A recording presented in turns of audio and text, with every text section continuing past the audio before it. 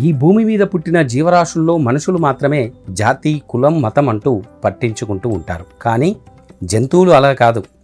మనం వాటికి ప్రేమతో ఏదైనా ఆహారం పెడితే అవి ఆ విశ్వాసాన్ని చూపిస్తాయి.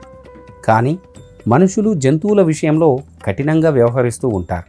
మనం ఎలా అయితే స్వేచ్ఛను కోరుకుంటామో జంతువులు కూడా అలాగే స్వేచ్ఛను కోరుకుంటాయి. కానీ కొంతమంది జంతువులను చంపి తినేవాళ్ళు ఈ భూమి మీద ఉంటారు. ఇలా చేసేవారిలో ఎంత డబ్బున్న వాళ్ళైనా వాళ్ళది అసుర ప్రవృత్తి కిందికే వస్తుందని మన పురాణాలు కూడా చెబుతూ ఉంటాయి. మాంసాహారం తినకుండా మానేస్తే 100 ఏళ్ల తపస్సు చేసిన ఫలం లభిస్తుందని కూడా మన పురాణాలు చెబుతున్నాయి.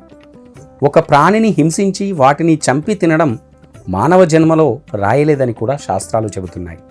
పశుపక్షాదులు కూడా మాంసం అసలు ముట్టవు. ఆవు, గేదె, లేడి, గుర్రం వంటి జంతువులు ఆకులు తప్ప వేటిని తినవు. నికృష్ట జీవులుగా చెప్పబడే పులి, నక్క, తోడేలు వంటివి మాంసాన్ని తింటూ ఉంటాయి. ఇక మనలో కొందరైతే వారంలో 4 రోజులు మాంసాహారాన్ని తింటూ ఉంటారు. పురాణాల్లో మాంసం తినే జీవులను నికృష్ట జీవులుగా పిలుస్తారు.